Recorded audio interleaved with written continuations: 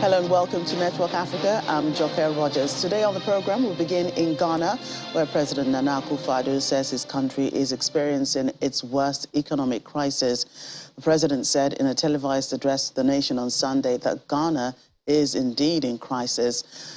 The Ghana cedi has depreciated by over 50% this year and is listed as the world's worst performing currency against the US dollar. Mr. Akufo-Addo blames speculation and illegal forex traders for the depreciation, adding that the central bank would clamp down on the perpetrators. Announcing a raft of measures to address the crisis, the president said the government would maintain a 30% cut in his salary, that of his vice ministers and other government appointees. Ghana is also negotiating a $3 billion IMF bailout program. We are in a crisis. I do not exaggerate when I say so. I cannot find an example in history when so many malevolent forces have come together at the same time. I'm able to report to you, my fellow Ghanaians, that the negotiations to secure a strong IMF program, which will support the implementation of our post-COVID-19 program for economic growth and additional funding to support the 2023 budget and development program, are at advanced stages and are going well. We're aiming to restore and sustain macroeconomic stability within the next 3 to 6 years, with a focus on ensuring debt sustainability to promote durable and inclusive growth while protecting the poor. We're working towards reaching a deal with the IMF by the end of the year to restore and sustain debt sustainability. We plan to reduce our total public debt to GDP ratio to some 55% in present value terms by 2028. Elsewhere, the African Union is calling for an immediate cessation of fighting in the Democratic Republic of Congo, where rebels have been advancing towards a provincial capital in the east of the country. The AU is also urging parties to engage in a constructive dialogue and is calling them to peace talks in Kenya next month. DR Congo has expelled the Rwandan ambassador, accusing Kigali of supporting the M23 rebels who are now threatening the city of Goma. It follows the takeover by the rebels of a key transit town in the east of the country. However, Rwanda has repeatedly denied the allegation that it supports the rebels. The town of Kiwanja fell to rebel hands on Saturday, potentially cutting off the regional capital from the north of the mineral-rich North Kivu province.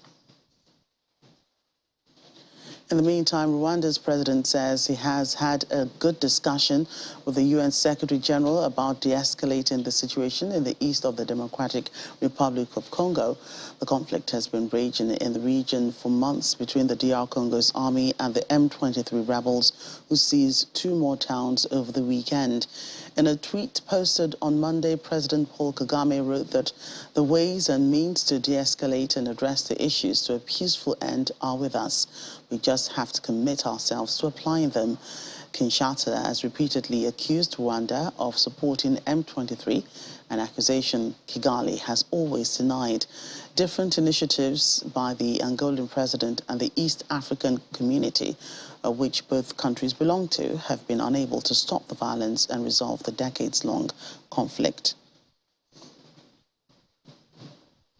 Meanwhile, discussions between Ethiopia's federal government and representatives of Tigray fighters have been expended into Monday in South Africa, and that's according to an official familiar with the arrangements for the talks. The African Union-led exchanges seek a cessation of hostilities, in addition to former Nigerian President General Olusegun Obasanjo, who represents the AU in the Horn of Africa, and former Kenyan leader Uhuru Kenyatta. The mediation team also includes former South African Vice President Phumzile Lambo Nguka. The negotiations began on October the 25th and were due to end on Sunday, October the 30th. It's the first public dialogue between the warring sides since the conflict erupted in November 2020. Elsewhere, the United Nations Health Agency, WHO, has expressed serious concerns about a likely spike in a range of preventable diseases in Ethiopia's northern regions, and in particular Tigray, caused by nearly 2 years of conflict and chronic aid access problems.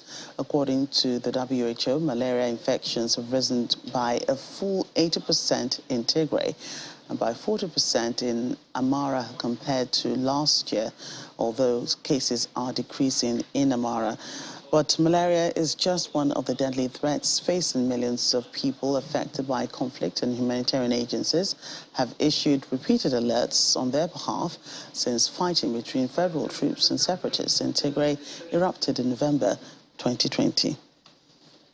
There are 5.2 million people in need of humanitarian assistance in Tigray, and that number includes 3.8 million people who are in need of health assistance, and we need to reach these people. We have access in Amhara and Afar, so we know more about the situation there and we are able to intervene and support. However, we do not have access in Tigray. There was no air or road access in Tigray for the last 6 weeks. Before that, the access was intermittent. Between March and August this year, and during the humanitarian truce, we were able to bring in some supplies. Not a lot, but a small quantity that covers really a small amount of the needs there. Almost 1 in every 3 children under 5 in Tigray is malnourished. Severe acute malnutrition among children in the region is 6%. 65% of children have not received nutritional support in over a year. We're very clear about the cycle of malnutrition and disease and the likelihood for death. Immunization service is a lifeline to children to keep them alive. Those services have stopped. We know there are confirmed reports of stockouts, IV fluids, antibiotics, other treatment medicines don't exist in those facilities. We have firsthand recorded that information. And here in Nigeria, against the backdrop of recent security advisories by some foreign embassies, the National Security Advisor, General Babagana Mongono, has described the sense of insecurity and hype as unfounded, false and irresponsible, and assures that so far the situation is under control. He made the disclosure during a joint briefing after a Security Council meeting presided over by President Muhammadu Buhari at the State House.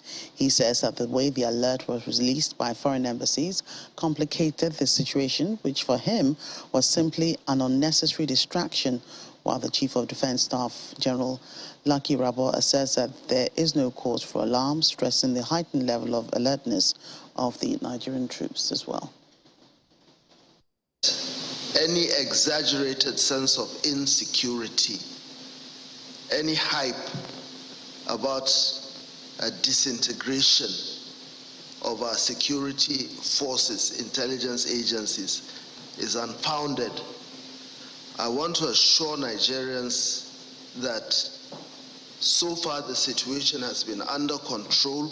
The intelligence and security agencies have made a lot of arrests. They're evaluating, they're exploiting all the materials in their possession.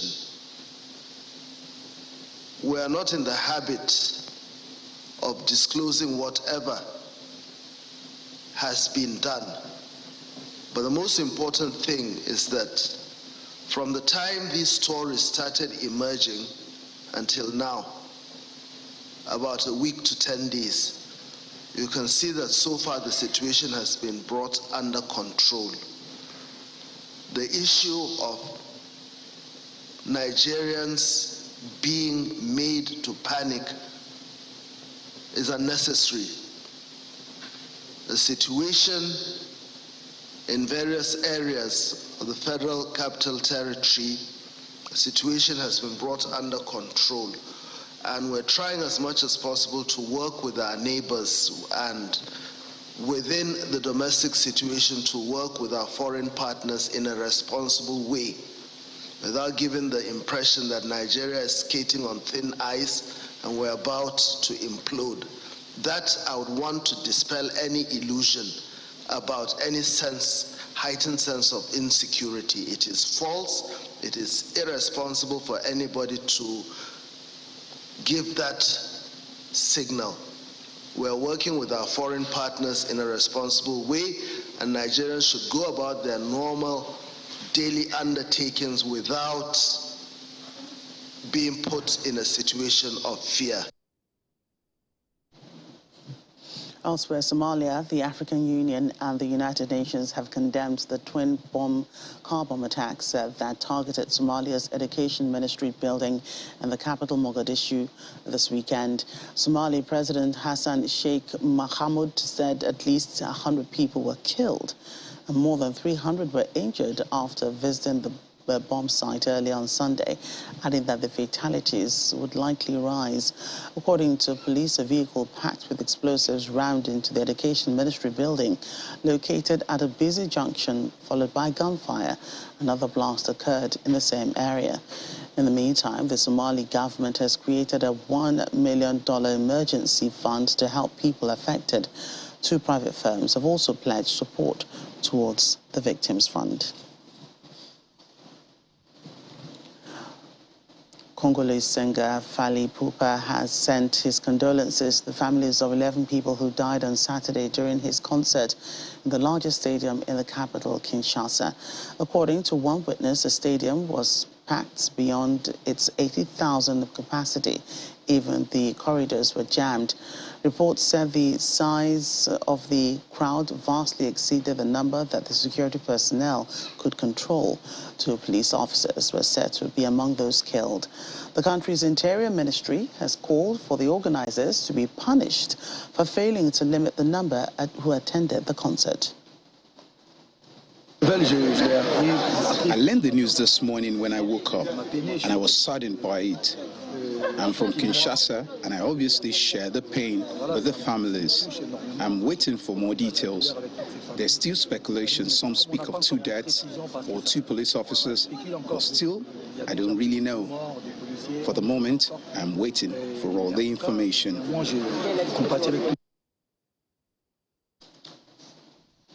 Well, at least 8 people, including a mother and her 2-year-old baby, have died after a canoe capsized in a river in Liberia's northeastern Nimba County.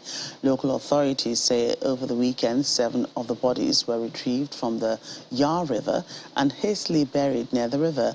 Rescue workers on Monday said they are not hopeful of recovering the infant's body, with the local district commissioner adding that the possibility of finding the baby's body is slim. The dead are among 18 persons returning from their farms in a dugout canoe that capsized in the middle of the river. 10 people managed to swim to shore. The local town, Zanboy, has remained tense, with grief-stricken people from nearby and distant towns coming in to help with search and rescue efforts and consoling those who lost loved ones. Welcome back to the program. In Africa's current monkeypox outbreak, sickness and death sometimes go undetected. Experts say the low count of cases obscures a bigger episode and death toll than official statistics suggest. A trip to some settlements in central Congo revealed several monkeypox patients, including 2 who had died, whose cases were not recorded previously. None of them had access to vaccines or antiviral drugs. At a village clinic separated from the world by a tangle of meandering waterways and forests in central Congo, 6-year-old Angelica Lifafu screams as nurses in protective suits pick at one of the hundreds of boils that trouble her delicate skin. Her uncle, 12-year-old Lisungu Lifafu, sits at the door of her bed, facing away from the sunlight that pours through the doorway, and pains in his swollen, weeping eyes. When nurses approach, he raises his chin but cannot look up. He started getting sick around 6th or 7th September. Then we went to the local healthcare center and tried everything, but it was in vain. That's why we've now come here, as we were told that there are doctors here at Yalulia who knows how to treat this disease. I said, let's put the 2 sick children in a canoe and cross the river to go to the hospital. That's how we got here. The children have monkeypox, a disease first detected in Congo 50 years ago, but cases have spiked in West and Central Africa since 2019. The illness received little attention until this year, infecting 75,000 people. Global health bodies have counted far fewer cases in Africa, where it is endemic, than in Europe and the United States. Figures from the U.S. Centers for Disease Control and Prevention show in the West only about 10 people have died of monkeypox this year. But according to the Africa CDC, in poorer African countries where many people do not have quick access to health facilities or are not aware of the dangers, over 130 have died, almost all in Congo. Workers say a shortage of testing facilities and poor transport links makes tracing the virus nearly impossible. Without treatment, Angelica and Lisungu can only wait for the illness to run its course. Ahead of them lies a myriad of possible outcomes, including recovery, blindness, or, as was the case with a family member in August, death. The nurses caring for them seethe at the lack of treatments and care. Often, patients cannot afford medicines for even simple ailments, they say. What we're doing here is we are taking things into our own hands. With the little means that we have here at the center, we buy medicine to take care of our patients, because otherwise, when they come here, they have to pay whatever rate the center charges. And then there are families who choose to stay at home or stay away because they don't have the money to come to the healthcare center. None of the cases was reported to authorities until local health official Theopist Maloko visited. Without test results, they are now logged as suspected cases. When nurses took samples from sores on Angelica's leg and placed them in a polystyrene cool box strapped to the back of a motorbike, Maloko was skeptical because to avoid spoiling, samples need to be kept cold and reach a laboratory within 48 hours. But they often do not, he says. The nearest testing lab is in Kinshasa. Results take weeks or months. Experts think NGOs need to think about taking charge of the disease by helping equip the health center zones and centers with the specific medicines needed to treat it, and to cut it short by ensuring that people get vaccinated.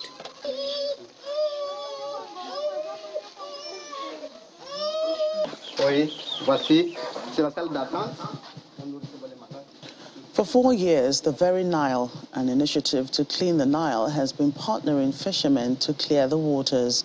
Egyptian fisherman Mohammed Nasser has been helping this effort while augmenting his salary by selling the plastic waste. Mohammed Nasser goes fishing every day at 5 a.m., leaving the Kasaya village where he lives in the heart of Egypt's Nile River.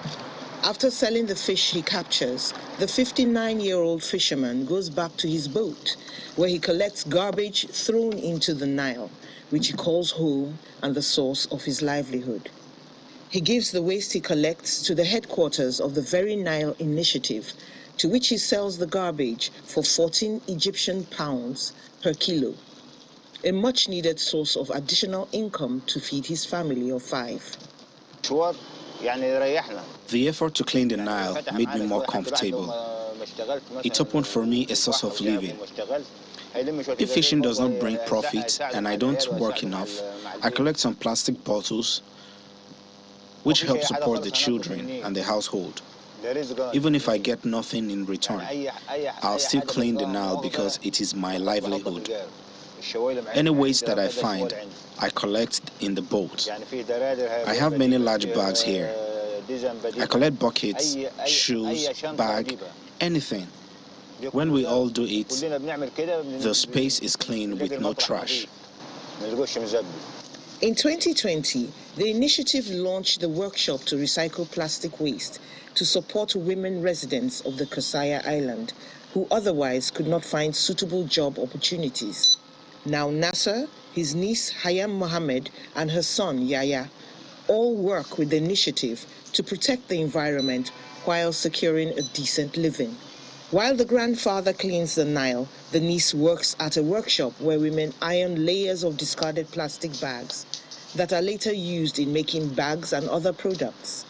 Her 22-year-old son rows the boat and participates in processing the plastic bottles. All I could think about after I got married and had children was that my husband's financial responsibilities increased, so I wanted to work. The rejection of the idea is that I could not work outside of Curaçao Island, where the family lives. Jobs are located in far places. This needs transportation. I cannot go to many places. This job opportunity was very good because it is where we live. Weekends are usually Nasser's best days for selling plastic, when those frequenting large boats and wedding halls on the Nile throw huge amounts of waste into the Nile. He could collect 70 kilograms of bottles daily over the weekend, as opposed to 20 kilograms daily during weekdays. Over the past 4 years, Very Nile has collected almost 180 tons of waste and employed nearly 65 fishermen. And Msuzulu Kwazilitini has been officially recognized as the Amazulu King by the South African government in the first Zulu coronation since 1971. The official recognition by President Cyril Ramaphosa puts an end to a lengthy legal wrangling that mired his succession to the throne, a battle that has played out in public and at the courts. The 48-year-old was crowned the king of South Africa's largest ethnic group in a customary celebration in August, but required recognition from Mr. Ramaphosa to fully access government resources and, of course, government support.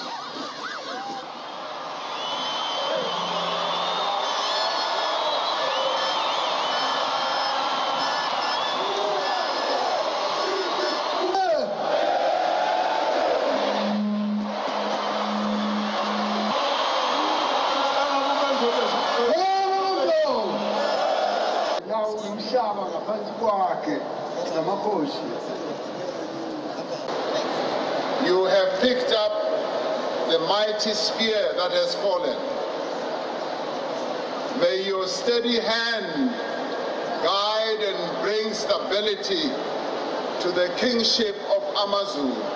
I commit using numerical strength of the Zulus to develop the country and the economy and promoting peace, reconciliation, first amongst the Zulus and also among South Africans, and then we move on to the rest of the world. That's Network Africa. Thank you for watching. I'm Joker Rogers.